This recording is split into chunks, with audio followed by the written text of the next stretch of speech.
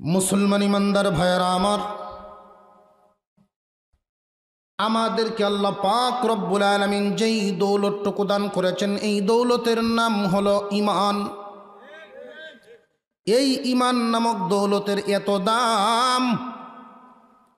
এই পৃথিবীর জমিনের একটা নিয়ম আছে, 500 টাকার নোট দিয়ে আপনি যেই জিনিসটা কিনতে পারবেন, 100 দিয়ে এটা তো কিনতে পারবেন না। একটা জিনিসের চাইতে আর একটা জিনিসের দাম বেশি, আর একটার চাইতে আর একটার দাম বেশি। সব জিনিসের দাম সমান না বেশ কম আছে? কোনো মানুষের বাড়ি তৈরি করতে খরচ হয় মাত্র 20 লাখ, আর কোনো মানুষের বাড়ি তৈরি করতে 20 কোটিও লাগে। এই পৃথিবীর জমিনেই যেই জিনিসটা যত সুন্দর, এটা কিনতে তত দাম বেশি। হুজুরে আকরাম সাল্লাল্লাহু আলাইহি ওয়াসাল্লাম বলেন, হে আমার উম্মতেরা, তোমরা জানিয়া রাখো, আল্লাহ রাব্বুল আলামিন তোমাদের জন্য যে জান্নাত বানাইছেন, ওই জান্নাতের ভিতরে যত নিয়ামত আছে, এর মধ্যে একটা নিয়ামতের নাম হলো হুর। একটা নিয়ামতের নাম হলো হুর। এই হুরকে আল্লাহ পাক রব্বুল আলামিন 3টা কাপড় পরান, 3 পিস। মাথায় একটা ওড়না, জামা এবং পায়জামা, সালোয়ার কামিজ এবং ওড়না, এই 3টা কাপড়। আল্লাহর পয়গম্বর বলেন, হে দুনিয়াবাসী, শুধু মাথার ওড়নাটা যদি কেউ খরিদ করতে চাও, আল্লাহ রাব্বুল আলামিন যে মাথার ওড়নাটা বানায় দিছেন ওদেরকে, এই তামাম দুনিয়ার জমিনে সম্পদ কি কম না অনেক বেশি? এই মাটির নিচে সম্পদ আছে না নাই? স্বর্ণের খনি, গ্যাসের খনি, কেরোসিনের এবং কত কিছু, পেট্রোল সহ কত খনিজ সম্পদ আল্লাহ পাক দান করে দিয়েছেন। মাথার উপরেও তোমাদের আসমান আছে, 7টা আসমান বানাইছেন। এক একটা আসমান আল্লাহ পাক দামি দামি বস্তু দিয়া বানাইলেন। প্রথম আসমানটা মাওলায়ে কারীম স্থির পানি দ্বারা বানাইলেন, দ্বিতীয় আসমানটা মাওলায়ে কারীম তামা দ্বারা বানাইলেন, তৃতীয় আসমানটা লোহা দ্বারা, চতুর্থ আসমানটা রূপা দ্বারা, পঞ্চম আসমানটা স্বর্ণ দ্বারা, ষষ্ঠ আসমানটা ইয়াকুত পাথর দ্বারা, সপ্তম আসমানটা নূর দ্বারা বানাইলেন।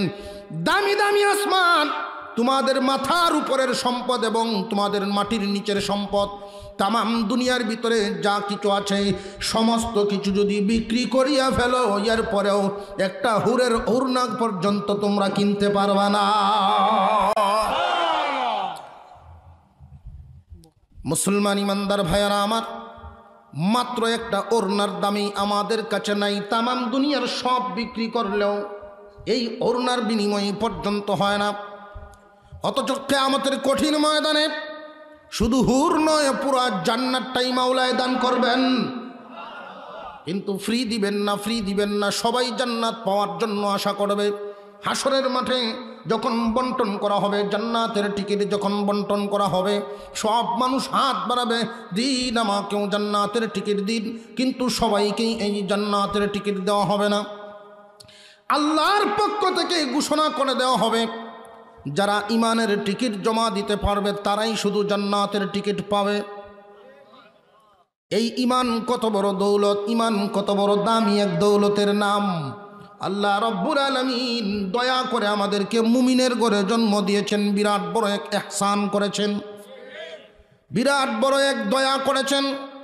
যদি আল্লাহ পাক অন্য কোনো জাতির ঘরে আমাদেরকে জন্ম দিতেন, বহু ঝড়ঝান্টার পরে আমাদেরকে আসতে হতো, অনেক কষ্টের বিনিময়ে টুপিটা মাথায় দিতে হতো, অনেক কষ্টের বিনিময়ে মসজিদে যেতে হতো, কত ত্যাগের বিনিময়ে আমাদেরকে আল্লাহ রাব্বুল আলামিনকে ডাকতে হতো। আল্লাহ দয়া করে মুসলমানের ঘরে জন্ম দিয়েছেন বিদায় আজকে আমরা নির্দ্বিধায় আরামে ইমানের দাবিদার। এই ইমান নামক দৌলত, এই ইমান বড় দামি বস্তুর নাম।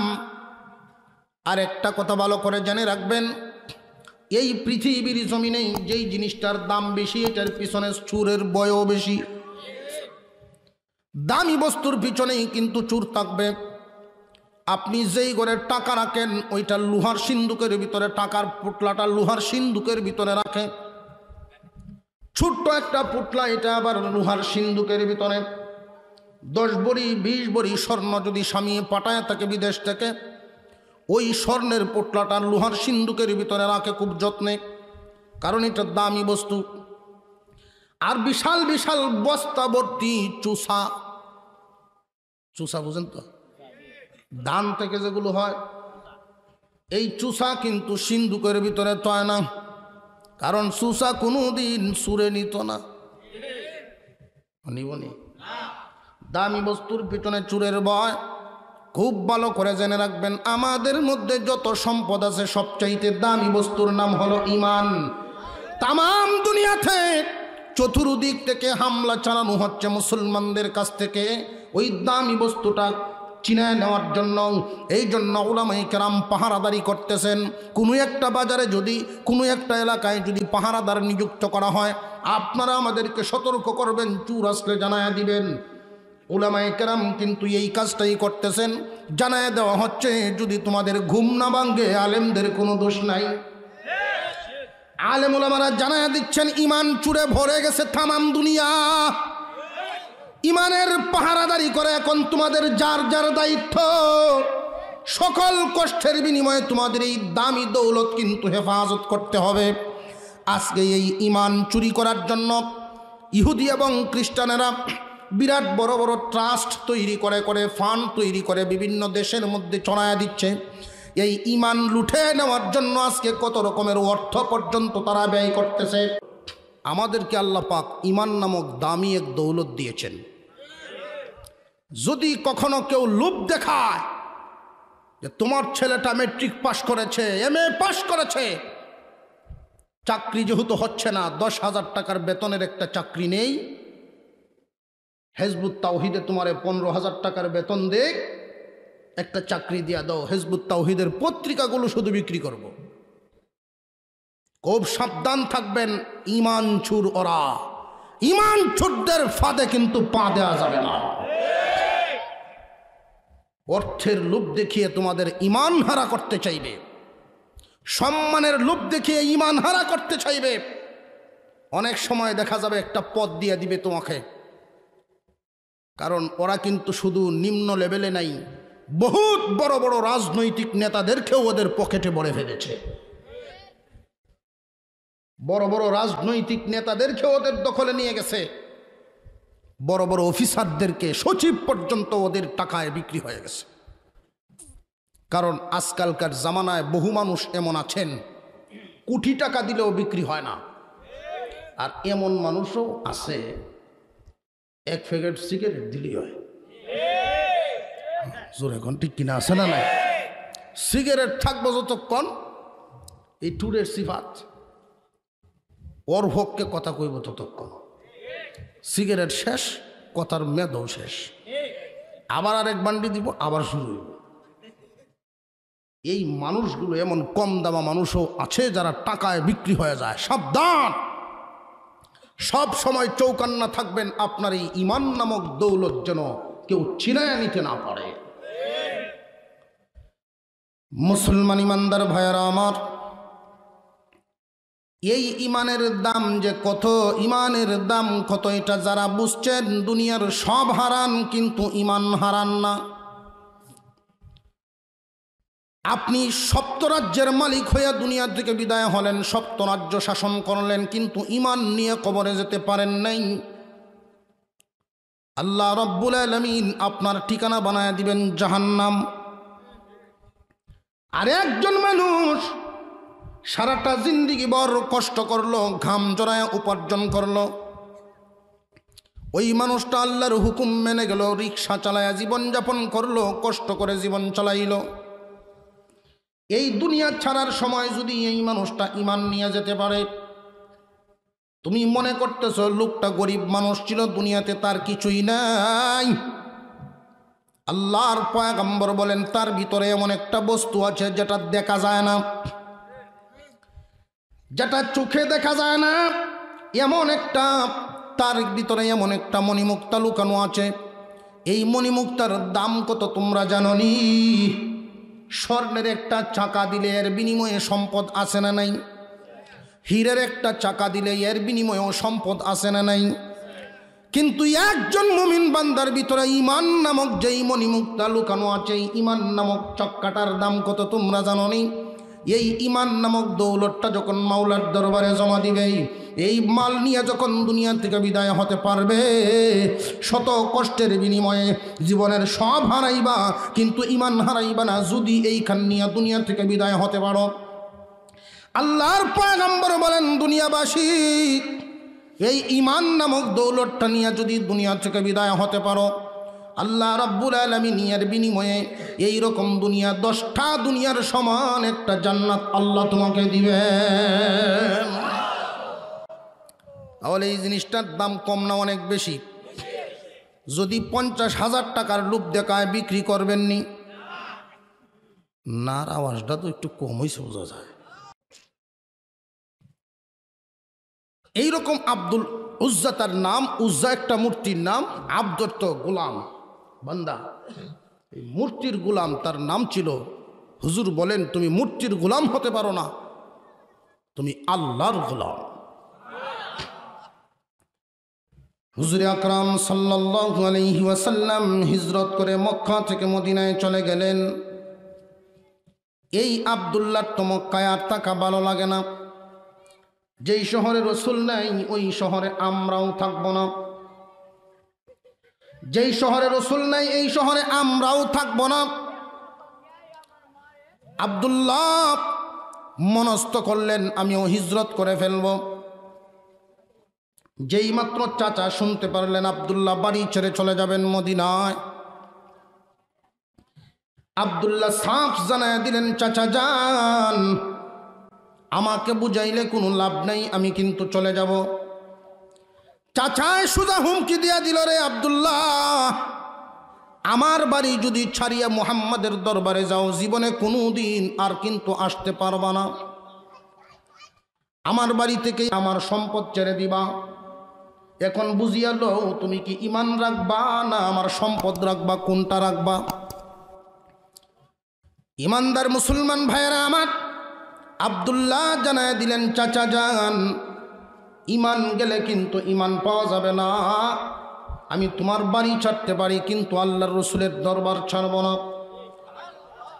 হুজুর আকরাম সাল্লাল্লাহু আলাইহি ওয়াসাল্লামের দরবারে এই মুহূর্তে আমি চলে যাব। আব্দুল্লাহর চাচা জানায় দিল, যদি যাইতে হয় এই মনস্থ করে যাও, জীবনে আর আমার বাড়িতে জায়গা পাইবা না। আব্দুল্লাহ চিন্তা করলেন, এই বাড়ির দরকার কি? আল্লাহ পাক তো আমার এই দুনিয়ার চাইতে 10টা দুনিয়ার সমান একটা জান্নাত দিবেন। তিনি জানায় দিলেন, আমি চলে যাব। আব্দুল্লাহর চাচা বলেন, তুমি যে চলে যাইবা, আমার সমস্ত সম্পত্তি তোমার কাছে যে যে অংশ আছে সব দিয়ে যাও। আব্দুল্লাহ দিয়ে দিলেন। এবার বলেন, তোমার পরনের যেই কাপড়গুলো আছে এটাও তো আমার দেওয়া কাপড়। আব্দুল্লাহ চিন্তা করলেন, এই পৃথিবীর জমিনে আমি কাপড় হারা হলাম, কিন্তু ঈমান হারা হতে চাই না। কাপড়গুলো দিয়ে দিলেন। এই ঈমান কত কষ্টের বিনিময়ে টিকায় রাখেন যারা ঈমানের দাম বুঝেন। আব্দুল্লাহ কাপড়গুলো খুলে দিলেন। তার মার সামনে 18-19 বছরের একটা যুবক ছেলে যখন দাঁড়ালো, মাগো নিরুপায় হয়ে গেলাম, তোমার সামনে দাঁড়ালাম, জীবনে আর কোনোদিন তোমার সামনে আসবো না। যদি তোমার ব্যবহৃত কোনো পুরান কাপড়ের টুকরা থাকে, এক টুকরা কাপড় আমারে দাও। কোন রকম লজ্জাস্থান দেখে রসুলের দরবারে যাই, আর জিন্দিগিতে তো তোমার সাথে দেখা হবে না গোমা। আব্দুল্লাহর মা নিরুপায়, তিনিও কান্দেন। একটা টুকরা কাপড় দিয়ে দিলেন। এত ছোট আকারে ছিল কাপড়টা, ওই দিকে হাঁটু গুড়লে নাভি উদাম হয়ে যায়, নাভি গুড়লে হাঁটু উদাম হয়ে যায়। সতর রাখতে পারেন না, এত অল্প কাপড়। বহু কষ্টের বিনিময়ে মক্কা থেকে মদিনায় হিজরত করে তিনিও চলে গেলেন রসুলের দরবারে। এমন টাইমে গিয়া পৌঁছলেন, আল্লাহর পয়গম্বর তখন ঘুমন্ত অবস্থায় ছিলেন, রাত গভীর। মসজিদে নববীর সামনে হুজুর আকরাম সাল্লাল্লাহু আলাইহি ওয়াসাল্লামের এই সাহাবী মসজিদে নববীর সামনে পড়ে আছেন। ফজরের আগ মুহূর্তে হযরত বেলাল রাদিয়াল্লাহু তাআলা আনহু আজান দেওয়ার জন্য যখন আসলেন, ফজরের আগ মুহূর্তে এসে দেখেন কে যেন এইভাবে পড়ে আছেন, মসজিদে নববীর বারান্দার সামনে পড়ে আছেন। এমনি আল্লাহর পয়গম্বর দরজা খুললেন, হুজরা থেকে যখন বেরিয়ে আসলেন, এই হুজরা থেকে বেরিয়ে এসে আল্লাহর নবী জিজ্ঞাসা করেন, কে? আব্দুল্লাহ বলেন, ইয়া রাসূলুল্লাহ, আমি আব্দুল্লাহ। কোন আব্দুল্লাহ? তুমি কোন আব্দুল্লাহ? হুজুর, আমি আপনার সেই আব্দুল্লাহ, আমার আব্দুল উজ্জা থেকে আব্দুল্লাহ বানায় দিয়েছিলেন, আমি সেই আব্দুল্লাহ। আল্লাহর নবী বলেন, আমার আব্দুল্লাহর অবস্থাটা এমন কেন? সে তো অনেক ধনী চাচার বাতিজা, সে তো অনেক ধনী বাবার সম্পদ, অনেক ধনী বাবার সন্তান, বিশাল সম্পদের মালিক। আমার আব্দুল্লাহর সুরত সিরত এমন হয়ে গেল কেন? কারণটা কি? দেখতে এমন সুরত কেন? আব্দুল্লাহ জানায় দিলেন, হুজুর, ঈমান আনার কারণে আমার সব কিছু হারায় ফেলতে হলো। এই ঈমানের কারণে আমি সব কিছু হারায় ফেলছি। এরপরেও আমি ওদেরকে জানায় দিয়েছি আমি সব হারাতে পারি, কিন্তু ঈমান হারাবো না। হুজুর, আমি সব কিছু বাদ দিয়ে আপনার দরবারে চলে আসলাম। আল্লাহর পয়গম্বর হুজরার ভিতরে ঢুকলেন, 2টা কাপড় নিয়ে আসলেন। এই 2 কাপড় আব্দুল্লাহকে দিয়ে দিলেন। একটা তিনি লুঙ্গির মতো পরলেন, আর একটা গায়ে জড়ায় ফেললেন। উনার টাইটেল হয়ে গেল আব্দুল উজ্জাত থেকে আব্দুল্লাহ থেকে আবার আব্দুল্লাহ জুলবাজাদাইন। রসুলের 2 কাপড়ের অধিকারী আব্দুল্লাহ জুলবাজাদাইন মসজিদে নববীতেই থাকেন, আল্লাহর কালাম তিলাওয়াত করেন। সাহাবায়ে কেরাম হুজুরের কাছে গিয়ে মাঝে মাঝে অভিযোগ দিতেন, ইয়া রাসূলুল্লাহ, ইয়া হাবিবাল্লাহ, আপনার আব্দুল্লাহ এত বেশি জোরে তিলাওয়াত করে, আমাদের তো বড় অসুবিধা হয়। আল্লাহর পয়গম্বর বলেন, সাহাবীরা, আমার আব্দুল্লাহকে তোমরা বাধা দিও না, তার ঈমান বড় দামি ঈমান।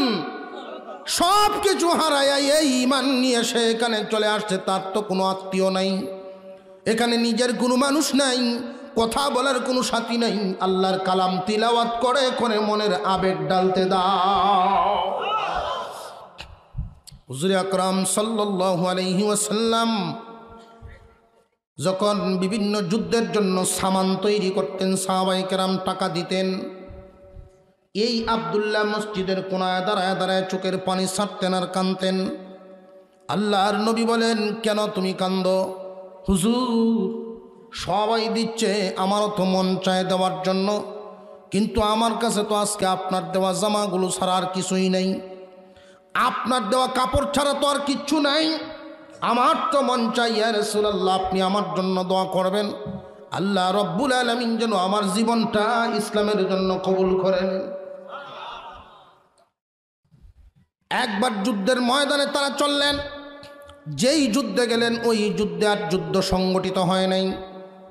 ফিরে আসতেছেন, রাস্তায় যখন তাবু গাড়লেন, এমনি হুজুর আকরাম সাল্লাল্লাহু আলাইহি ওয়াসাল্লামের কাছে খবর আসলো, ইয়া রাসূলুল্লাহ, ইয়া হাবিবাল্লাহ, আব্দুল্লাহর শরীরে জ্বর, মাথায় ব্যথা, বুকে ব্যথা, প্রচণ্ড জ্বরের কারণে আব্দুল্লাহ শরীর কাঁপতেছে। হুজুর আকরাম সাল্লাল্লাহু আলাইহি ওয়াসাল্লাম বলেন, আমার আব্দুল্লাহকে আমার কাছে নিয়ে আসো। আল্লাহর নবীর কাছে নেওয়া হলো।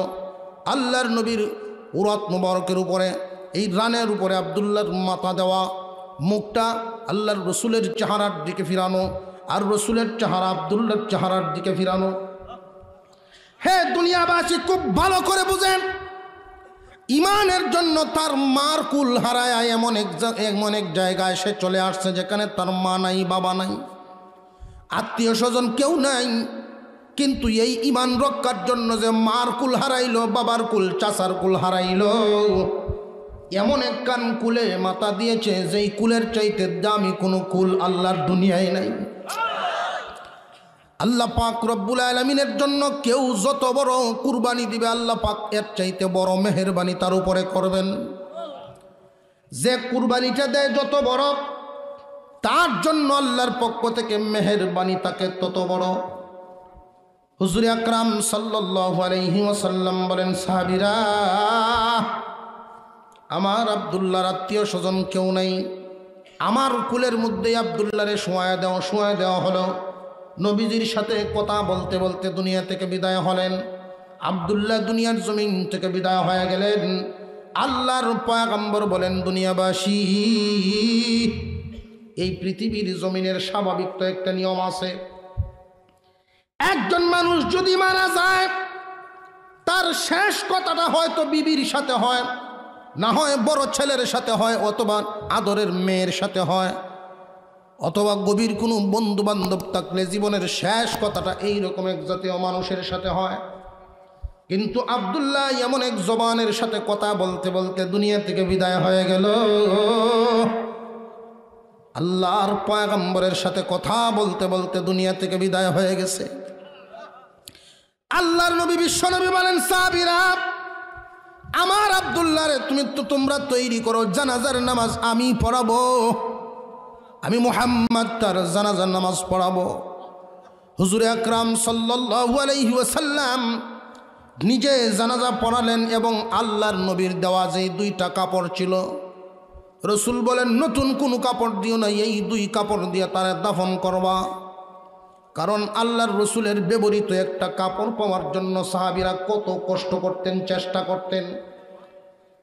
এই আব্দুল্লাহ ইমানের জন্য নিজের পরনের কাপড়গুলো হারাইছিল, কিন্তু আল্লাহ পাক কত দামি কাপড় তার নসিব করে দিয়েছেন, কত বরকতওয়ালা কাপড় নসিব করে দিয়েছেন।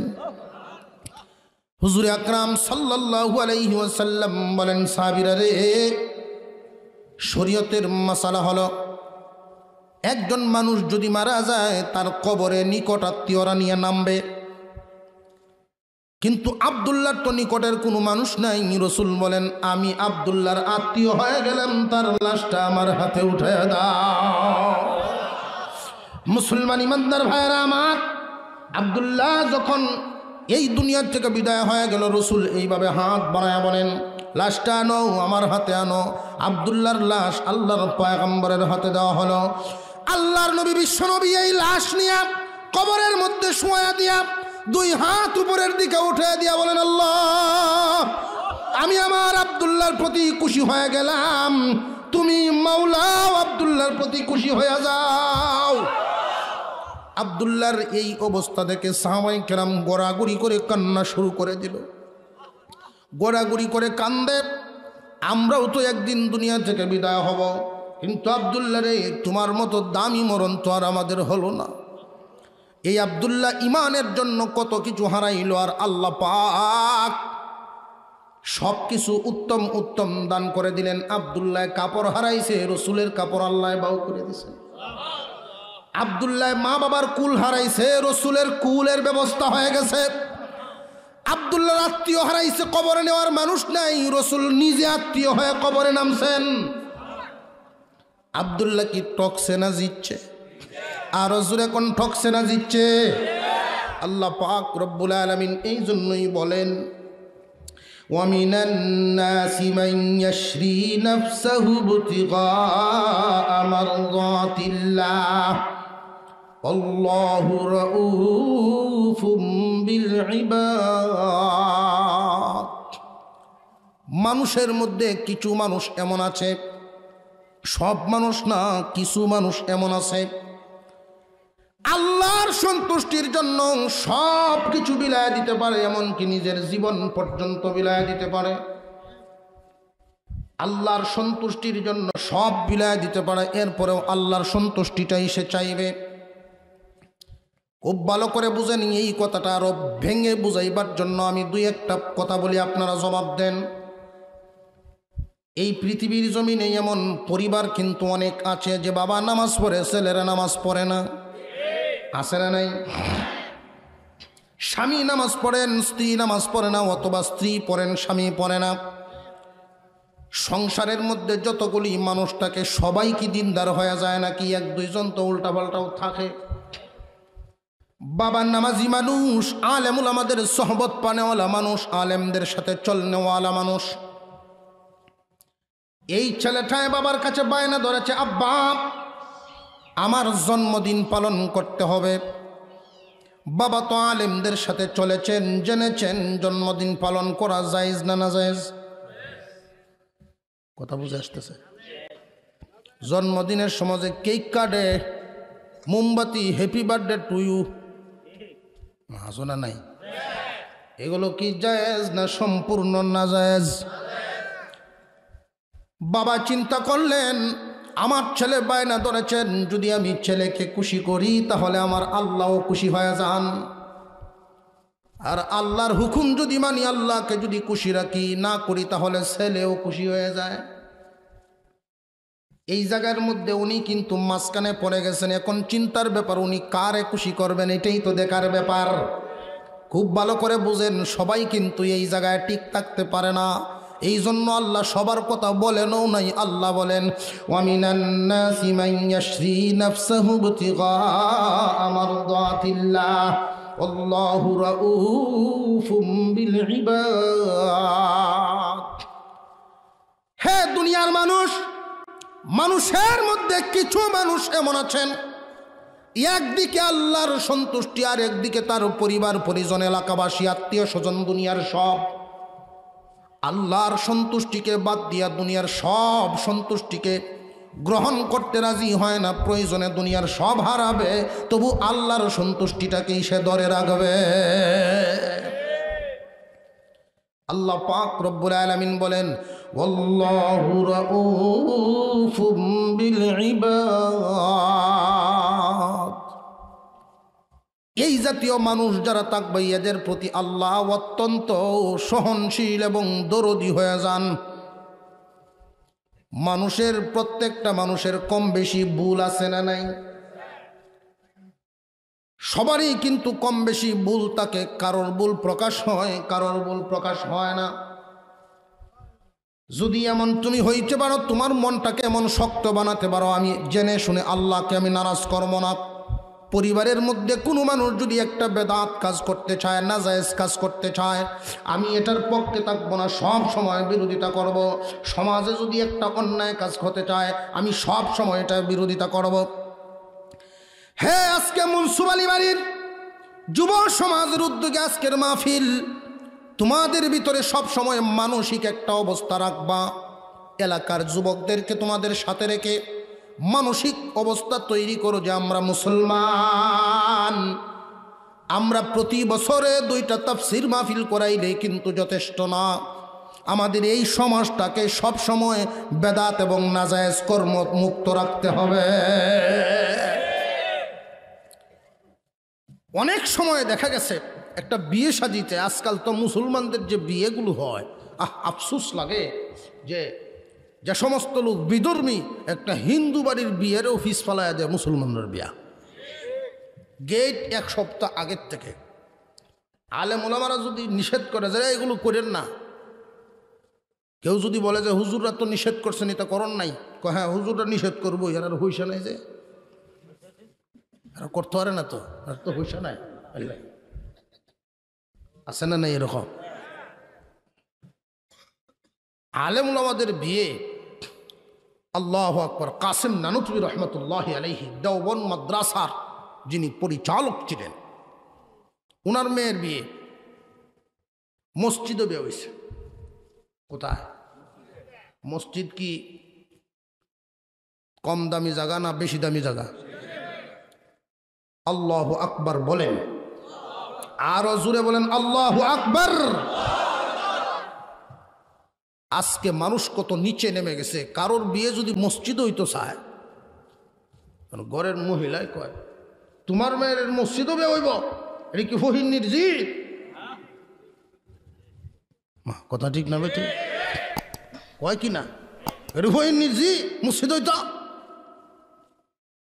বাড়িঘর নাই। অথচ বাড়িঘরের চাইতে মসজিদের দাম কম না বেশি? বাড়িঘরে যে সমস্ত মানুষ উপস্থিত থাকবে বিয়েতে, এর চাইতে মসজিদের ভিতরে যারা থাকবে এর দাম কি কম না বেশি? মসজিদের ভিতরে যারা উপস্থিত থাকবে ওরা তো 5 ওয়াক্ত নামাজ পড়ে না, মুসল্লিরা উপস্থিত থাকবে। আল্লাহর ঘরে বিয়েটা হবে। সাহাবায়ে কেরামের বেশিরভাগই তো মসজিদের ভিতরেই তো হইতো। আল্লাহ রাসূল মসজিদের ভিতরেই বিয়ে পড়াইছে। বরকতের জায়গায় বিয়ে পড়াও। কাসিম নানুতুবি রহমতুল্লাহ আলাইহির মেয়ের বিয়ে মসজিদে হয়ে গেছে। জামাইরে সিম্পল, কোনো গেট নাই, গেট আছে? এখন গেট যদি কেউ না বাঁধে, কথা বুঝাইছে? আর যদি মুসলমানের সন্তান 2-4-5 বছর যদি বিদেশ থাকতে পারে, মধ্যপ্রাচ্যে তাহলে তার বিয়েতে 8-10 লাখ খরচ না হইলে মিনিমাম দেন মোহর দেব 10 লাখ, দেয় না? মাঝে মাঝে তো এই জাতীয় মানুষ আমরার কাছে ফরে, হুজুর দোয়া করেন, ছেলেটা 10 বছর থেকে আইছে, এখন বিয়াটা মনের মতো করাইতেছি। যে মনের মতো কোনটা? যে মনের মতো হইল চাহিদা কোনোটা বাদ রাখতেছি না, চাহিদা বাদ রাখতেছি না, আহা চাহিদা বাদ রাখতেছে না, মনের মতো করে করতেছে। 10 লক্ষ টাকা কাবিন, 10 লাখ বলে 10 লক্ষ 10,000 10 টাকা বলে যে 10টি হাকের লাগিনতে এটা দেওয়ান লাগে নিয়ম। যে ছেলে যে বিদেশে থাকে, এই 10 লক্ষ টাকা যে দেন মোহর ধার্য করলেন, সংসার চালায় একজন মানুষ প্রতি মাসে 10,000 টাকা আয় করা সহজ না কঠিন? প্রতি মাসে যদি 10,000 করে ধরেন, 1 বছরে হয় 1,20,000। 1,20,000 টাকা যদি 1 বছরে হয়, তাহলে এই 10,10,000 টাকা জমাইতে প্রায় 7-8 বছরের উপরে লাগার কথা না? তো এতদিন পর্যন্ত যদি এই বউয়ের দেনাই শেষ করণ লাগে তোমার কাজ করিয়া, কয় না হুজুর আপনি যে হিসাব করতেছেন এইটা করণ লাগে না, যে তাই নাকি? না এটা খাতা থিতা হ্যাঁ, এটা দেওয়ান লাগে না। আমরা সাথে মাদ্রাসা পড়তো এক ছাত্র ভাই, আমরা সাথে পড়তো, তো হিফজোখানায় যখন পড়তাম প্রতি 15 দিন পর পর ছুটি দিত।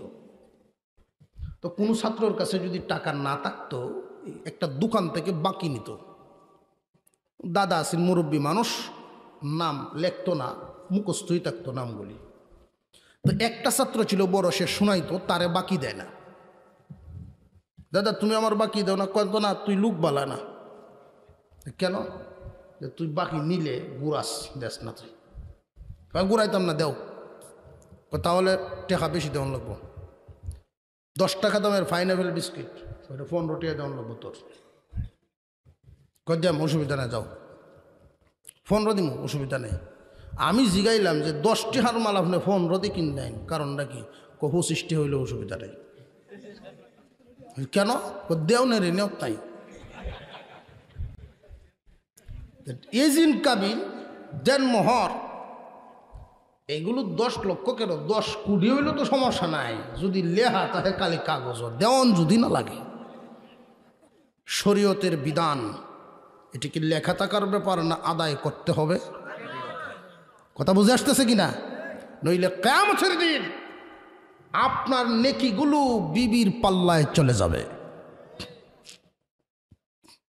নিজে কষ্ট করে নেকি কামাইবেন, এগুলো লয়ে যাইব আপনার কাছে যারা পাওনাদার আছে, নিজের বিবিও একজন পাওনাদার, সে লয়ে যাইব। আপনি বলতে পারেন যে তার সাথে যে খাতির, মাফ করতো না, যে আরে সুবহানাল্লাহ মাফ করবো, বুঝতে পারবেন ঠেলা গেলে। প্রথম রাত্রের গপসপ আর পরে দিনের বেলার গপসপ কোনো মিল থাকে না। মাঝে মাঝে যে আমার জীবনের চাইতে তোমাকে বেশি ভালোবাসি, বাটপারি কথা। যখন দেখে সকালে একটু উল্টা ভালো লাগিয়েছে গা, পরেই রাত্রে কইছে এই কথা, আমার জীবনের চাইতে তোমারে বেশি ভালোবাসি। সকালবেলায় যেই 9টার সময় খানা অনের কথা 10টা বেজে গেছে গা, কয় লাডিডে কই জীবনের থেকে ভালোবাসা হলি পরিষ্কার। এরপরে যদি দুইজনের মধ্যে একটু ঝগড়া শুরু হয়ে যায়, তেতো করে তালাক 1, 2, 6, 7টা 10টা একসাথে দিতে থাকে। বিয়ে শাদীর মধ্যে কাসিম নানুতুবি রহমতুল্লাহ আলাই মসজিদে বিয়ে পড়ায়া জামাই লইয়েছেন বাড়ি, এই যে তোমার বিবি এ যাও, খরচ নাই। আল্লাহ রসুল বলেন যেই বিয়েতে খরচ কম, এই বিয়েতে বরকত বেশি হয়। কিন্তু এই কাসিম নানুতুবি রহমতুল্লাহ আলাইহি উনার ছেলে যেই দিন কোরআনুল করিমের হাফিজ হয়েছিলেন, কোরআন মুখস্থ করে যেদিন পাগড়ি পেয়েছিলেন, ওই দিন উনি খুশিতে 2টা গরু জবাই করলেন। মেয়ের বিয়েতে তো এটা করেন নাই। ছেলে যেই দিন কোরআনের হাফেজ হয়েছেন, ওই দিন 2টা গরু জবাই করে এলাকার মুরব্বী নামাজি ব্যক্তিদেরকে খানা খাওয়াইলেন। ছেলেকে ডেকে নিয়ে আলাদা ঘরের মধ্যে জিজ্ঞাসা করেন, বাবারে তুমি জানো নি এই অনুষ্ঠান আমি কেন করলাম? রে বাবা, তুমি কোরআনুল কারীমের হাফিজ হয়েছ, এই খুশিতে আমি এই অনুষ্ঠান করলাম কেন তুমি জানো নি? তোমার যে আমি হাফিজ বানাইলাম, কিয়ামতের দিন আল্লাহ রব্বুল আলামিন নাকি আমার নূরের তাজ পরায় দিবেন। হাসরবাসীরা জিজ্ঞাসা করতে থাকবে এই নূরের তাজওয়ালাকে। ফেরেশতারা জানায় দিবেন একজন হাফিজের পিতা হওয়ার কারণে আল্লাহ এই সম্মান দান করেছেন। কাসিম নানুতুবি রহমতুল্লাহি আলাইহির ছেলে এই কথা শুনিয়া তিনিও সারা জীবন ভর বাবার নিয়তে 2 পারা কোরআন তিলাওয়াত পড়তেন। 2 পারা কোরআন তিলাওয়াত করতেন যতদিন জিন্দা ছিলেন। এতদিন কাসিম নানুতুবির জন্য 2 পারা করে কোরআন শরীফ তিলাওয়াত করতেন। বিয়ের মধ্যে অনুষ্ঠান উনি করেন নাই, ছেলে কোরআনের হাফেজ হয়েছেন, অনুষ্ঠান করেছেন। আল্লাহওয়ালাদের মন কোন দিকে তাকে খুব ভালো করে বুঝেন। মনটা কেমন বানাইবেন, মনটা আপনি কেমন বানাইবেন। একদিকে আপনার বন্ধু বান্ধব নিয়ে আপনি আড্ডা মারতেছেন, এমনি আজান পড়ে গেল নামাজের জন্য, হাইয়া আলাস সালাহ হাইয়া আলাল ফালাহ, নামাজের জন্য ডাকা হচ্ছে, নামাজের জন্য ডাকা হচ্ছে, আসো। বন্ধু বান্ধব বলতেছে যা নামাজে যাইবেন, আরেকবার এখন তাক। আল্লাহ খুশি হন চলে গেলে, বন্ধুগণ খুশি হন থাকলে, এখন তুমি কাকে খুশি করবা চিন্তা করো। অনেক মানুষ আছেন বন্ধুদেরকে খুশি করিয়া আল্লাহকে নারাজ করে, আর অনেক মানুষ এমন আছেন বন্ধুদেরকে নারাজ করিয়া আল্লাহর ডাকে সাড়া দিয়া মাওলারে খুশি করে। وَمِنَ النَّاسِ مَن يَشْرِي نَفْسَهُ ابْتِغَاءَ مَرْضَاتِ اللَّهِ وَاللَّهُ رَءُوفٌ بِالْعِبَادِ। মানুষের মধ্যে এমন কিছু মানুষ এমন আছে, তাদের মনটা এমন, ভাইকেও খুশি করতে পারবে কিন্তু আল্লাহকেও খুশি করবে না, সন্তানকেও সন্তুষ্ট করবে কিন্তু আল্লাহকেও সন্তুষ্ট করবে না, বন্ধু বান্ধব বিবি বাচ্চাকেও সন্তুষ্ট করবে, আত্মীয় স্বজনকেও সন্তুষ্ট করবে কিন্তু আল্লাহকে করবে না। যেই কাজে আল্লাহ খুশি হন এই কাজেই সে করে, যেই কাজে আল্লাহ নারাজ হন ওই কাজটাই সে ছাড়িয়ে দেয়। এই রকম মন যার ভিতরে লালন করতে পারে, আল্লাহ বলেন ওয়াল্লাহু রাউফুন বিল ইবাদ, ওই জাতীয় বান্দার প্রতি আল্লাহ অত্যন্ত সহনশীল এবং দরদি হয়ে যান। কোনো মানুষ যদি কোনো গুনাহ খাতা করে ফেলে, আল্লাহ বলেন বান্দারে এমন মন যদি তোমার ভিতরে রাখতে পারো, আমি তোমার প্রতি এমন সহনশীল এবং দরদি হব, যেই দরদি হওয়ার কারণে তোমার এই গুনাহগুলো গোপনে মাফ করিয়া দিব। একখান হাদিস আপনাদের সামনে পাঠ করেছিলাম, যেই হাদিসে আল্লাহর রসুল বলেন জান্নাতে একটা উন্নত বাড়ির কথা বলেছেন। এই উন্নত বাড়িটা এমন ব্যক্তিদেরকেই দেওয়া হবে যার মধ্যে 3টা গুণ থাকবে। কয়টা গুণ? 3টা গুণ। আপনারা অসুবিধা হইতে চায় আর কিছুক্ষণ চলতো না, দোয়া হয়ে যেত।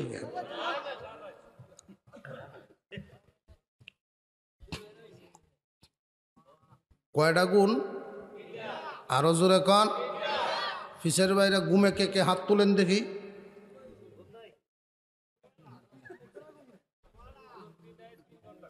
আর একজন চেয়ারও বই হাত তুলছে।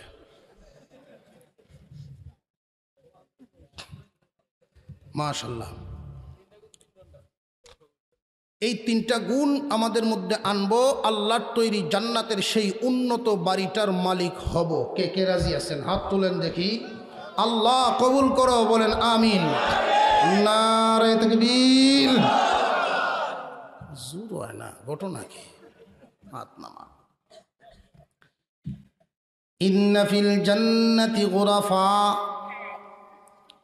জান্নাতের ভিতরে একটা বিল্ডিং থাকবে, বিরাট মানের উন্নত একটা বাড়ি থাকবে। জান্নাতের ভিতরের কোনো জিনিসের কম দাম আছে নাকি? জান্নাতের ভিতরের যা কিছু আছে সব কিছুই তো দামি দামি। এক সাহাবী রাসূলের দরবারে বলেন, হুজুর জান্নাতের ভিতরে কি আমি হাল বাইতে পারমুনি? হাল বাইতো গিরস মানুষ তো, এক একজনের এক এক অভ্যাস থাকে না। আল্লাহর রাসূল বলেছেন জান্নাতের ভিতরে কোনো মানুষের আকাঙ্ক্ষা অপূরণ বলতে থাকবে না, যে যা চাইবে সব কিছুই সেখানে পাবে। গ্রাম্য এক সাহাবী, গ্রাম এলাকার লোক, রাসূলের দরবারে ছিলেন। সেই লোক জিজ্ঞাসা করেন, হুজুর আমি কি হাল বাইতাম পারমনি? আল্লাহর নবী মুস্কি হাসি দিয়ে বলেন, আল্লাহ রব্বুল আলামিন তোমার এই আশাও পূর্ণ করবেন। এটা কেমনে করবেন? যে স্বর্ণের লাঙ্গল দিবেন, স্বর্ণের 2টা গরু দিবেন। জান্নাতের ভিতরে কোনো কিছুর দাম কম বলতে নাই। এই হাদিসের মধ্যে আল্লাহর রাসূল বলেন উন্নত একটা দামি বাড়ি থাকবে সেখানে। এই বাড়িটা এত সুন্দর কারুকার্য থাকবে, ইরা যাহিরুহা মিন বাতিনিহা ওয়া বাতিনুহা মিন যাহিরিহা। ভিতর থেকে বাহির দেখা যাবে, ভিতর থেকে বাহির, আর বাহির থেকে ভিতরে তো উন্নত। এই বিল্ডিংটার সামনে হাউস থাকবে, হাউসের উপরিভাগে লোকটা দাঁড়াবে, জান্নাতি বান্দা হাউজের পারের মধ্যে দাঁড়াবে, হাউজের তলদেশ পর্যন্ত দেখা যাবে। মাছগুলো দৌড়াদৌড়ি করতে থাকবে, মাঝে মাঝে মাছ এসে জান্নাতি বান্দাকে সালাম দিবে। সালাম দিয়ে জিজ্ঞাসা করবে, আপনি কি আমাকে খাবেন নাকি? ওই সময় যখন বলবেন আপনি যে জি খাবো, তখন জিজ্ঞাসা করবে কি খাবেন, বুনা না বাজি? সবার কি এক জাতের পছন্দ আছে নাকি? যার যেমন পছন্দ আল্লাহ এটা দিয়ে বুঝাইলেন, প্রত্যেকের পছন্দ মতো সামনে হাজির হয়ে যাবে। আপনারা বোঝা যায় এই পুরস্কারটায় সন্তুষ্ট না। সুবহানাল্লাহর আওয়াজ শুধু সামনে যারা বসে এরাই দেয়, আর বাকিরা সুবহানাল্লাহ চলে না। সুবহানাল্লাহ বললে কি লস আছে না লাভ?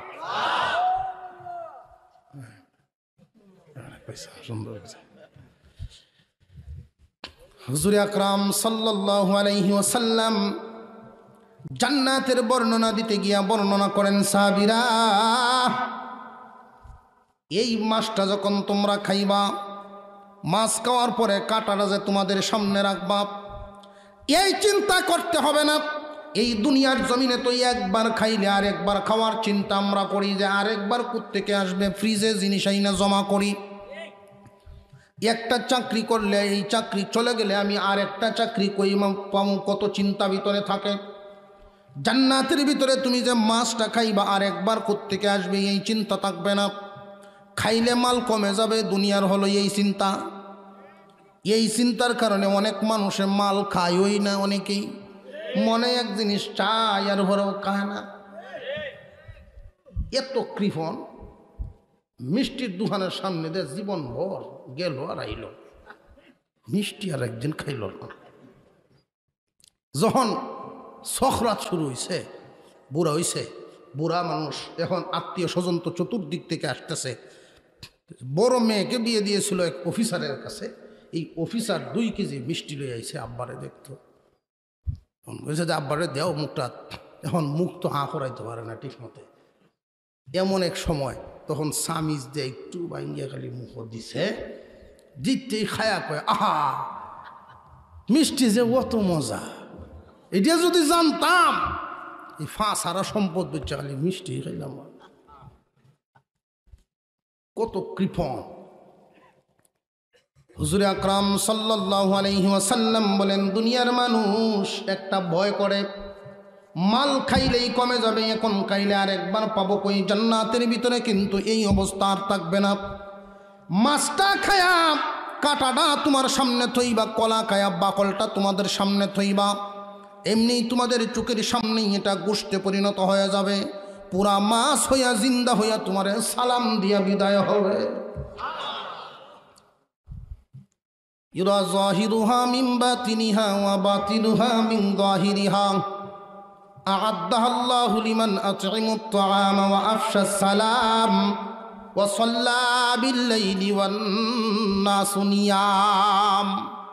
আল্লাহর নবী বলেন, হে আমার উম্মত, এই উন্নত মানের বাড়িটা 3 গুণের অধিকারীকেই দান করা হবে, যার মধ্যে 3টা গুণ থাকবে। 1 নাম্বার গুণ আত'আমাত তা'আম, যার ভিতরে মেহমানদারি করাইবার মতো গুণ আছে। মেহমানদারি অনেকেই পছন্দ করে, অনেকেই পছন্দ করে না। মেহমানদারির যে কত লাভ এটা অনেকেই জানেই না।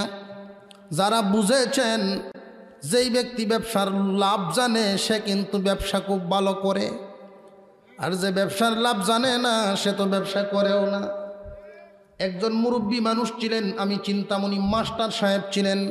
দাওয়াতে তাবলীগে সময় লাগানোর কারণে আল্লাহ পাক তার মনটা সুন্দর বানায় দিয়েছিলেন। উনি মাঝে মাঝে বলতেন, আল্লাহ তুমি কি আমার প্রতি নারাজ হয়ে গেছো নাকি? 2 সপ্তাহ হয়ে গেল মেহমান কেন পাঠাও না। উনার বাড়িতে মেহমান আসলে উনি বড় খুশি হইতেন, কারণ আমরা তো দেখি আমার বাড়িতে মেহমান আসতেছে, আমার বাড়িতে মেহমান আসতেছে। আল্লাহ রাব্বুল আলামিন মেহমানের সাথে কিন্তু একজন ফেরেশতাও পাঠান।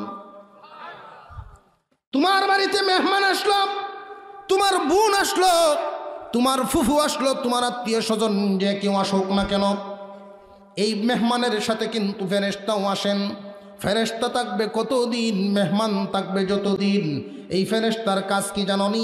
তোমার যত সমস্যা আছে সমস্ত সমস্যার জন্য আল্লাহর কাছে দোয়া করবে, প্রভু গো তোমার বান্দার মনের আশাগুলো পূরণ করো, এই বান্দার অভাব তুমি অভাব দূর করিয়া দাও, এই বান্দার বদামলরে তুমি নেকামলে পরিণত করিয়া দাও, এই বান্দার পরিবার পরিজনের মধ্যে খয়রের বরকত নাজিল করে দাও। এই ফেরেশতা মেহমান থাকবে যতক্ষণে ততক্ষণ শুধু তোমার জন্য দোয়াই করতে থাকবে। এই জন্য তুমি মেহমানদারি বেশি বেশি করো, দুনিয়াতে ফেরেশতার দোয়া পাইবা, বরকত পাইবা, আর আখিরাতে উন্নত মানের বাড়ি পাইবা। আজকাল আমাদের অভ্যাস হইল এমন, বাজনায় যদি ফোন দেয়, মামা আমি আসতেছি, আইস না, তোর মামির শরীর ভালো না, আছে না নাই? গ্রাম অঞ্চলে এর পরেও কিছু আছে, শহরে তো বেড়ে সর্বনাশ। মেহমানদারি এখন নাই। আগের জামানার একটা নিয়ম ছিল, একজন যদি আর একজনের বাড়িতে যাইত, জিজ্ঞাসা করতো কি খাইছো, কি দিয়ে খাইছো, একটু শরিক হয়ে যাও, খানা খাও। কোনো কিছু না থাকলেও একমুঠ যে কোনো কিছু দিয়েই হলেও খানা খাওয়ায় দিত। হুজুর আকরাম সাল্লাল্লাহু আলাইহি ওয়াসাল্লামকে প্রশ্ন করা হলো, হুজুর মেহমানদারি করাইবার সামর্থ্য তো আমাদের অনেকেরই নাই। আল্লাহর নবী বিশ্ব নবী বলেন, মেহমানদারি করাইলে সামর্থ্য লাগে না, মন লাগে। মেহমানদারি করাইলে তোমার সামর্থ্য লাগবে না, মন তৈরি করো। মেহমানদারি করাইবার মতো মন যদি তৈরি করো, তোমার যখন যা জুটবে মেহমানকে তাই তো তুমি দিবা। এমনকি 1 গ্লাস পানিও যদি পান করাও, নিয়ত করে মেহমানদারির নিয়ত করিয়া 1 গ্লাস পানিও যদি পান করাও, এই 1 গ্লাস পানি পান করাইলেও মেহমানদারি আদায় হইয়া যায়। হুজুর আকরাম সাল্লাল্লাহু আলাইহি ওয়াসাল্লাম আত্মীয় স্বজনের ক্ষেত্রে খুব তাগিদ দিয়েছেন। আজকাল তো নিজের বোনের হকেই আমরা আদায় করি না, ফুফুর খবর কোথায় নিব, নিজের বোনরেই বলে ফেলি, বাবার বোন তো অনেক দূরের ব্যাপার।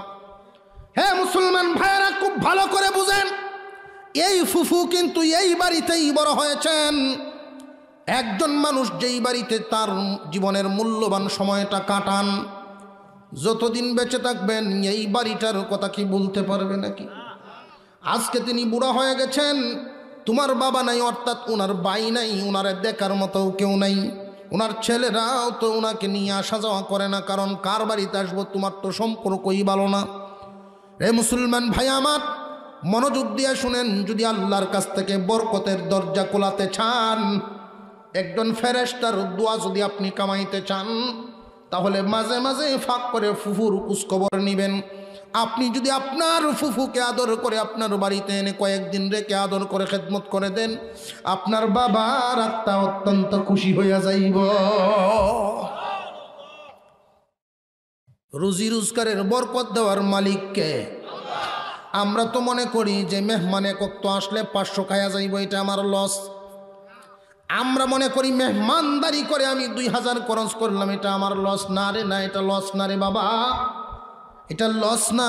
তোমাকে আল্লাহ অন্য দিক দিয়ে এর চাইতে অনেক বড় কিসমতওয়ালা বানায়া দিবেন।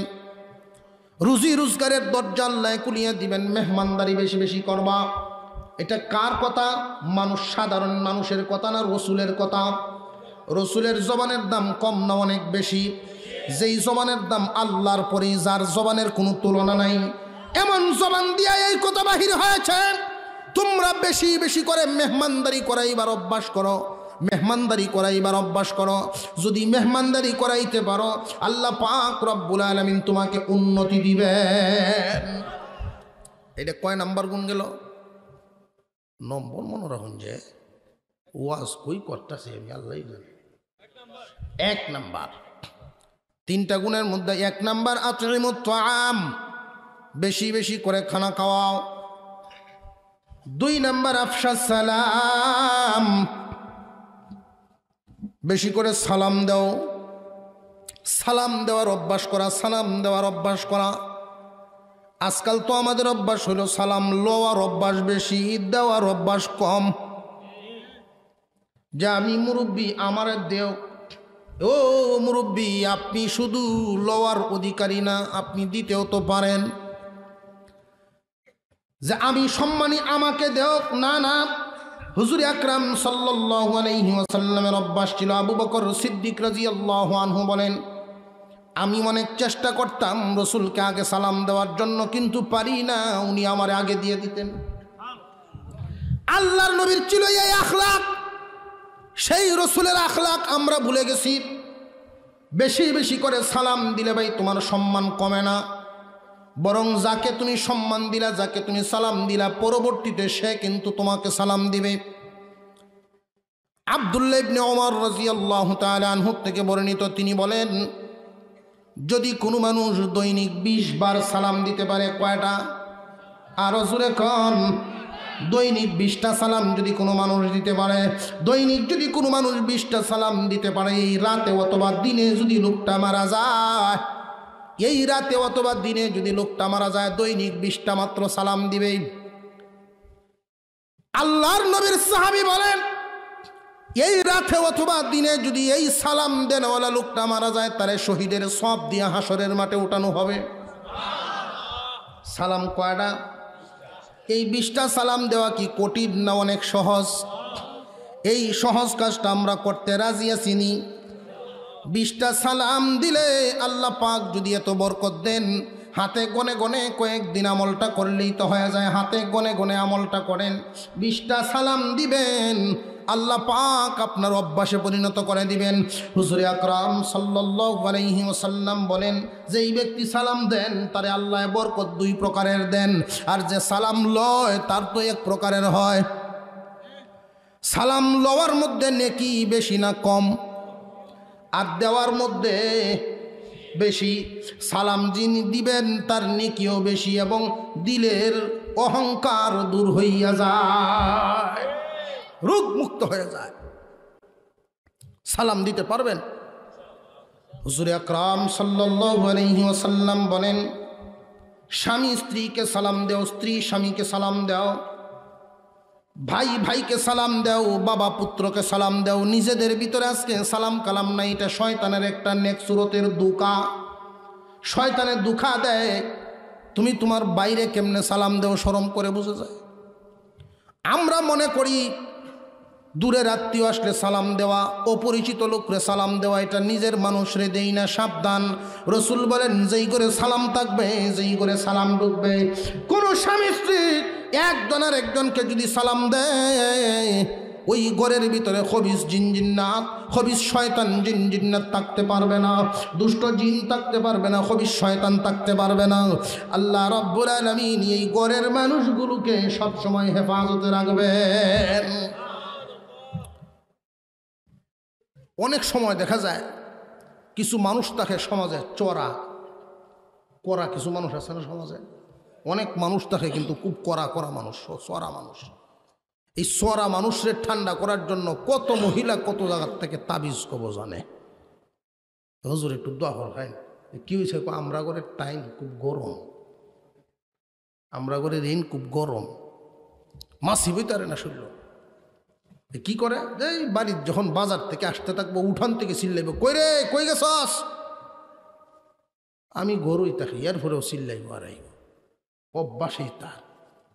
আবার কিছু মহিলা আছে এরকম, উনি খুব চড়া।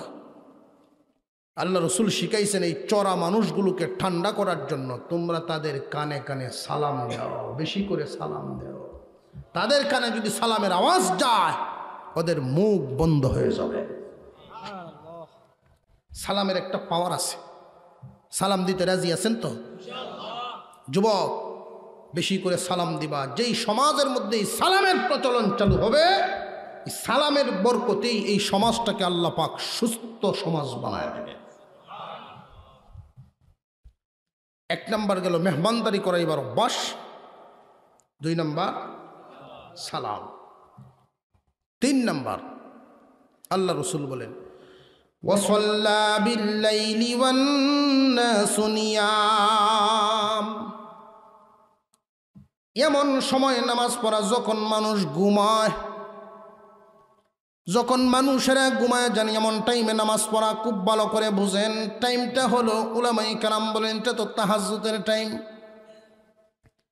হুজুর আকরাম সাল্লাল্লাহু আলাইহি ওয়াসাল্লাম বুঝায় দিলেন তাহাজ্জুদের নামাজ পড়লে আল্লাহ খুশি হয়ে যান, ওই জান্নাতের উন্নত বাড়ির মালিক বানায় দিবেন। ওয়াক্তের নামাজেরই খবর নাই আবার তাহাজ্জুদ। যে সমস্ত মানুষ তাহাজ্জুদের আমল করেন আল্লাহ পাক রব্বুল আলামিন তাদেরকে ওয়াক্তের নামাজের আমল তাদের মধ্যে তৈরি করে দিবেন। কিন্তু আগে জরুরত হলো ওয়াক্তের নামাজগুলো করা, কারণ এগুলো ফরজ। একজন মানুষ যদি তাহাজ্জুদের আমল করতে পারেন আল্লাহ পাক তার সকল দোয়া কবুল করে নেন। আমরা তো দরখাস্ত করি ডানে বামে এদিক সেদিক, আসল জায়গায় দরখাস্ত করি না। তোমার যদি কোনো সমস্যা হয় সরাসরি মাওলার দরবারে তুমি দরখাস্ত করো। তোমার অসুবিধা আসল জায়গায় তুমি দরখাস্ত করো রে বান্দা। নামাজ পড়ে উপযুক্ত টাইমে 2 ফোঁটা চোখের পানি ফেলাইয়া দরখাস্ত করো। যদি তোমার মনের আশা পূরণ নাও হয় দোয়া তো আর বৃথা যাবে না। এই মানুষ দুনিয়ার জমিনে দোয়া করে, একজন মুমিন যখন দোয়া করে তার দোয়াটা 3 ভাগে বিভক্ত হয়। মুমিনের দোয়া 3 ভাগে বিভক্ত। হয়তো যেই উদ্দেশ্যে দোয়া করলো তার উদ্দেশ্যটাই সফল হয়ে যাবে। যদি উদ্দেশ্য সফল না হয়, যেই উদ্দেশ্য দোয়া করা হয় এটা যদি না হয়, তাহলে তার উপরে বালা মুসিবত আসতেছিল এই বালা মুসিবত দূর হয়ে যায়। যদি দুনিয়াতে না পায় তাহলে কিয়ামতের দিন বহু মানুষ এমন থাকবে পাহাড় পরিমাণ নেকি আল্লাহ পাক রব্বুল আলামিনের দরবারে দোয়া করবে, প্রভু গো ওই নেকিগুলো তো আমি করি নাই, আমার জানা মতে আমার জানা নাই। আল্লাহ এই নেকিগুলো কোত্থেকে আসলো তুমি আমারে জানায়া দাও। আল্লাহ পাক রব্বুল আলামিন বলবেন, রে বান্দা দুনিয়াতে যত দোয়া করিয়াছিলা যেইগুলো কবুল হয় নাই, তুমি মনে করছো যে আমার দোয়া মনে হয় কবুল হয় নাই। আমি আল্লাহর দরবারে সকলের দোয়াই কবুল হয়ে যায়। আমি দেওয়ার বেলায় বেশ কম করি, কারণ যারে পছন্দ করি দুনিয়াতে আগেই দিয়া দিলাম, যারে যখন মনে করেন আল্লাহ তখনই তো দিয়া দিবেন। তোমার জন্য এই নেকিগুলো রাখলাম, এই নাও। যেই দোয়া কবুল দুনিয়াতে দেই নাই, যেইগুলোর বদলা দুনিয়াতে আমি দেই নাই, এইগুলোর বদলা আজকে দিয়া দিলাম, নাও এই নেকিগুলো তুমি লইয়া যাও। তখন বান্দায় বলতে থাকবে, আল্লাহ আফসুস করতেছি যদি একটা দোয়াও দুনিয়াতে কবুল না হইতো, সব যদি আজকে পাইতাম কত ভালো হইতো। আমরা তো দোয়া করেই পাগল, যে যেটা লাগিন করছি এটাই যদি হয়ে যেত গিয়া। কারণ আমরা তো অনেক সময় দোয়া করাই তো মাথা গরম হইয়া, এটার ক্ষতি করে লাইছে, একজন সিম গাছ কাটতে লাইছে, মহিলার সিম গাছ কাটতে লাইছে, এখন তো স্বামীরে ধরাইছে ঠেলা, হ্যাঁ যাও তাড়াতাড়ি ইমাম সাহেব গিয়ে খতম পড়তো। ইমাম সাহেবের কাছে গিয়ে খতম পড়ে দোয়া করছে, মনে করছে যে অবশ্যই ফাইলাইম। 2-3 দিন গেছে, খবর হইতেছে না। আর ইমাম সাহেবের কাছে এক হুজুর খাম হইল না দিয়ে খতমটা যে বললাই। এরপরে চায়ের দোকানও গিয়ে বই আড্ডা মারবো, দেখছি এখন আগের হুজুরা সেই আগের জবান হন নাই, আছে না? না এরকম আগের জবান নাই, এখন নষ্ট হয়ে গেছে। জবান ঠিকই আছে, সব ঠিক আছে। আল্লাহ যখন যাকে পছন্দ করেন এটার বদলাটা তখন দেন। আর বেশিরভাগ ক্ষেত্রে আমরা যখন খতম পড়াই, আমরার উদ্দেশ্যটাই বালা থাকে না। নিয়ত করা লাগে তার হেদায়েতের জন্য। তো আমরা কই মুখে যে হেদায়েতের জন্যই আল্লাহ খতম পড়াইতেছে, হেদায়েতের জন্য, ভিতরে থাকে যে স্বাস্থ্য হইতো দেখতাম একটু, ঠিক না? ঠিক, মুখে কই একটা, কিন্তু ভিতরে উদ্দেশ্য আর একটা থাকে। আল্লাহ পাক রব্বুল আলামিন উন্নতমানের জান্নাতের সেই বাড়িটা দান করে দিবেন 3 আমলকারীকে। 1 নাম্বার মেহমানদারি করা। মনে থাকবো, আজকে আপনাদের এখানে এসেও তো মেহমান দোয়া চাইছেন, তারা নাকি সৌদিতে বিদেশে থাকেন, 3-4 ভাই বিদেশে থাকেন, দোয়া চাইছেন, খুব ভালো লাগলো, আলহামদুলিল্লাহ। দোয়া করব ওনাদের জন্য, পরিবারের জন্য। আলেম উলামা, মাদ্রাসার ছাত্র, ওদেরকে যদি পান মেহমানদারি বেশি করে করবেন। যে হুজুর আপনার তো দাওয়াতের তাল বাড়াইতেছেন, বুঝতেছি, দাওয়াতের সিরিয়াল বাড়াইবার লাগে যে না,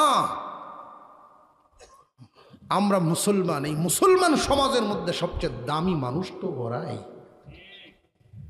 আমরা তো মনে করি যে আমার বাড়ির যদি একজন চেয়ারম্যান আসে তখন শরীরের ভাবটাই অন্যরকম হয়, চেয়ারম্যান আইতেছে।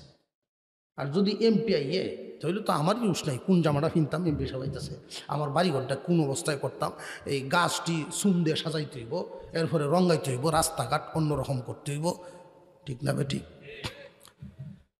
কিন্তু মুসলমান ভাইয়েরা আমার, আল্লাহর পয়গম্বর বলেন, তোমার বাড়িতে যদি কোনো আলেম বা তালেবে ইলম আসা যাওয়া করে, তোমার বাড়িতে একজন আলেম যখন আসবেন, এই আলেমের বরকতে দুনো সাইটের, তোমার ডানে বামের দুনো সাইটের কবরের আযাব সাময়িক সময়ের জন্য আল্লাহ বন্ধ করে দেন। কোন তালিবে ইলম যদি, মাদ্রাসার ছাত্র যদি তোমার বাড়িতে আসা যাওয়া করে, অনেক মানুষ আছে লজিং রাখে, আছে না নাই? ওরা কপালওয়ালা মানুষ, কপাল্যা মানুষ। কারণ লজিং রাখার মতো কপাল মন আল্লাহ সবাইকে দেন না। ক্ষমতা আছে ঠিকই, কিন্তু এই তৌফিক আল্লাহ পাক রব্বুল আলামিন, ক্ষমতা থাকলে কি হবে, মন কিন্তু দেন না। এটা কপাল লাগে। কারণ কেন কপাল লাগে জানেননি? একজন আলেম, একজন হাফেজ কিয়ামতের দিন যখন সুপারিশ করতে থাকবে, আল্লাহ পাক রব্বুল আলামিন ডাক দিয়ে বলবেন, ও হাফেজ আলেম, মা নিলেন, বাবা নিলেন, সুপারিশ করলেন, শ্বশুর শাশুড়ি আত্মীয় স্বজনের জন্য করলেন, যার বাড়িতে খানা খাইছিলেন ওই লোকটার খবর নিছেননি, এই দেখেন দাঁড়ায় আছে।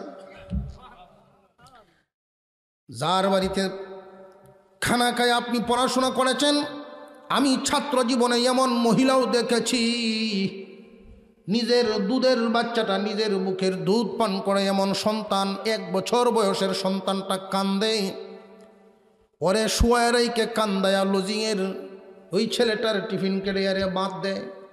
ছেলে কান্দে নিজের সন্তানকে রেখে, এরপরে ওই ছাত্ররে খানা খাওয়ায়।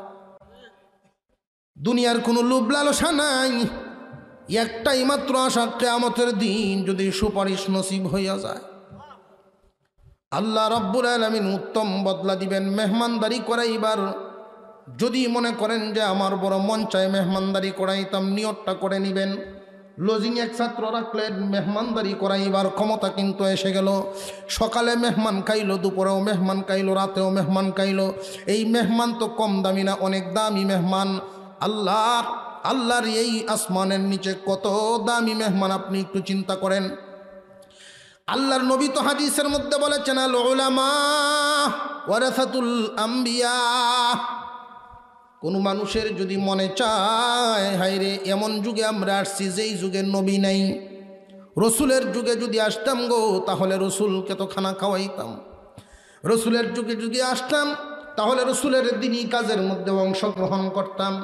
আবু হুরায়রা রাদিয়াল্লাহু তাআলা আনহু থেকে বর্ণিত হাদিসের মধ্যে তিনি বলেন, আল্লাহর পয়গম্বর বলেছেন, তোমরা যদি নিয়ত করো যে রসুলের সাথে হাত মিলাইতাম, তোমরা যদি নিয়ত করো পয়গম্বরকে খানা খাওয়াইতাম, তাহলে মাদ্রাসার ছাত্রকে খানা খাওয়াও পয়গম্বর লালন পালন করার সব হবে। আলেম উলামাদেরকে খানা খাওয়াও, নবীগণের সাথে খানা খাওয়ার সব তুমি পাওয়া যাইবা। দামি দামি মেহমানকে খানা খাওয়ানোর চেষ্টা করবা, মনে থাকবনি। আমরা তো জাগাও চিনি না, বেজাগাও চিনি না।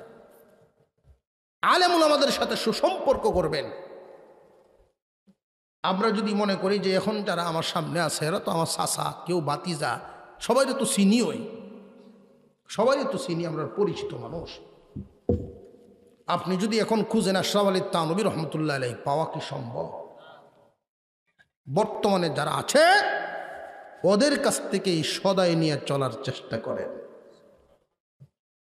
আল্লাহ পাক যেন আমাদেরকে আমলের তৌফিক দেন, বলুন আমিন। আরো জোরে বলেন আমিন। আমরা আত্তাহিয়াতুর সূরাতে বসি, আস্তাগফিরুল্লাহ, দুরূদ শরীফ পড়ি। আমি নিজেও একটু অসুস্থ, কানে সমস্যা ভিতরে। আমি যদি বলি যে আমি অসুস্থ, তাহলে কইব যে এই কাম হয়েছে, দেখো দাওয়াতটা কি এখন কইতেছে অসুস্থ, মনে হয় আউনের নিয়ত নাই, এই জন্য অসুস্থ যে কথাই বলি নাই।